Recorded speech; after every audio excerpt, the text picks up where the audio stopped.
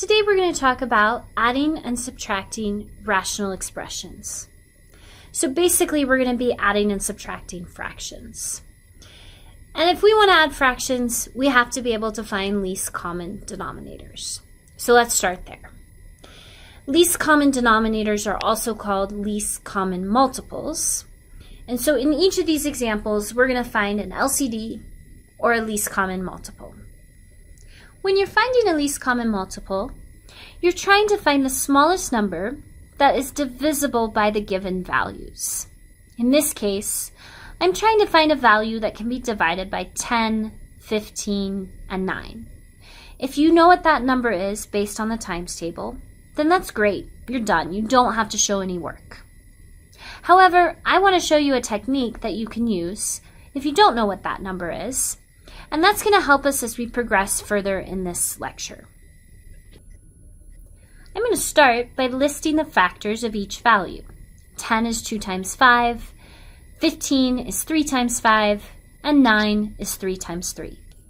To find the least common multiple, or least common denominator, I start by just listing the values from that first number, 2 and 5. Then when I move over to the 15, I notice that the 5 has already been added, written down. I don't need to include it again, but I do need a 3, and so I tack that onto my LCD. When I go over to the 9, I see that one of the 3's was written down. I need to add the second 3.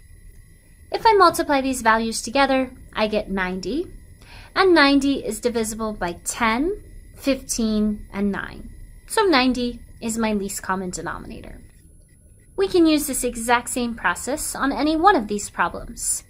In example B, we've got 6xy, which is 2 times 3 times x times y, and 18x squared, which is 2 times 3 times 3 times x times x. To find the LCD, I start by just listing everything from that first expression. Then when I look at the second expression, I notice that the 2, the 3, and the x have already been written down. I just need to include a 3 and an x. Multiplying these things together gives me 18x squared y. Now we're going to use the same process in example C, but notice in this problem, we have sums and differences. X squared minus 4, 5x plus 5. So now when we list the factors, we have to use all of those techniques we've used in the past. X squared minus 4 is the difference of perfect squares and can be factored as x plus 2, x minus 2. 5x plus 10 has a greatest common factor of 5 and can be written as 5x plus 2. So to find the LCD, I write down everything from that first expression, x plus 2, x minus 2.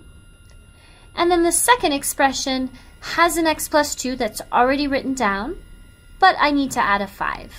And there's my LCD. Now that we've run through least common denominators, let's see if we remember how to put all this information together into a problem where we have to add fractions. We're going to use this as a way to kind of review the process of adding fractions, because when we get to rational expressions, the steps are going to be the exact same. I start by listing the factors of 12, 2, 2, 3, and the factors of 20, 2, 2, 5.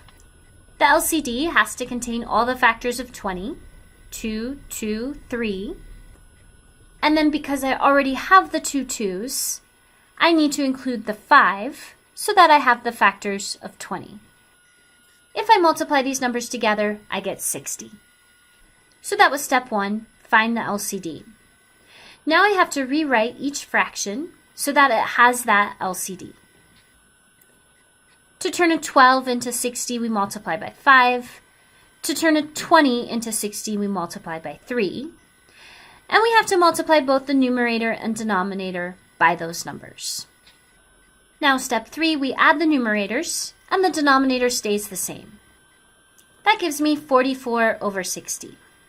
Finally, step 4, we are going to simplify or reduce if possible. In this case, there's a common factor of 4, and I am left with 11/15. So let's try using that exact same process for some problems with variables. In example A, 3x over y plus 5 over 2x, the LCD needs a y, a 2, and an x, so 2xy. To rewrite the expressions with the LCD, I have to multiply the first one by 2x and the second one by y, both on the numerator and the denominator. Now I have two fractions with the same denominator. I can add the numerators. Denominator stays the same. In this case, 6x squared plus 5y, those are not like terms, so we can't actually combine them. Instead, we just write this as the fraction 6x squared plus 5y over 2xy. This cannot be simplified or reduced because it can't be factored. There's no GCF in the numerator, there's nothing we can factor out, and therefore we can't simplify. In example B, my denominators cannot be factored. I simply have an x minus 2 and an x plus 5. And so the LCD is going to be the product x minus 2, x plus 5. Now we have to rewrite each expression with that LCD.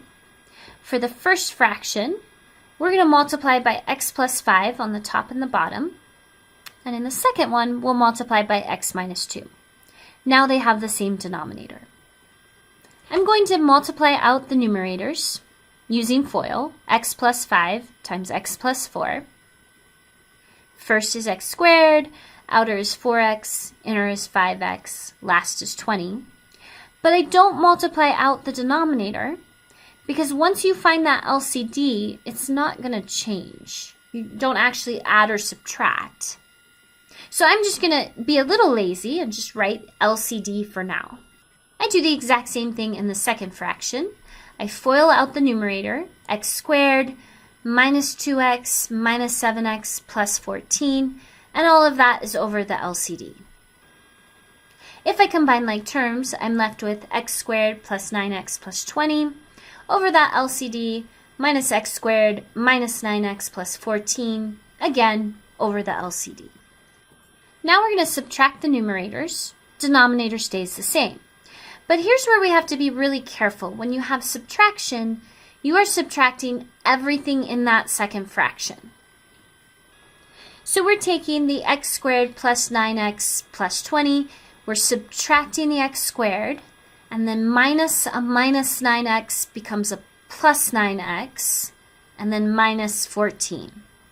If I combine like terms, I'm left with 18x plus 6, and all of that is over the LCD. Finally, to see if I can reduce, I'm going to factor the numerator. There's a GCF of 6. If I pull that out, I'm left with a 3x plus 1. And I'm going to now fill in that LCD as x plus 5, x minus 2. Once this thing is in factored form, I can see that there are no common factors.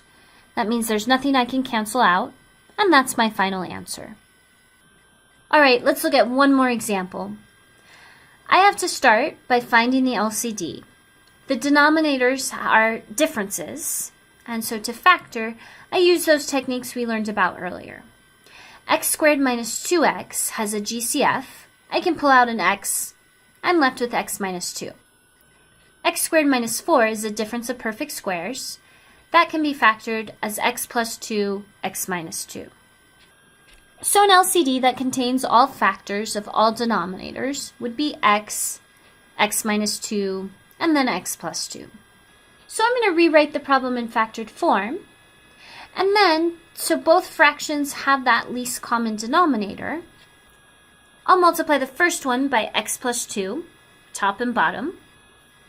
And I'll multiply the second one by x, top and bottom.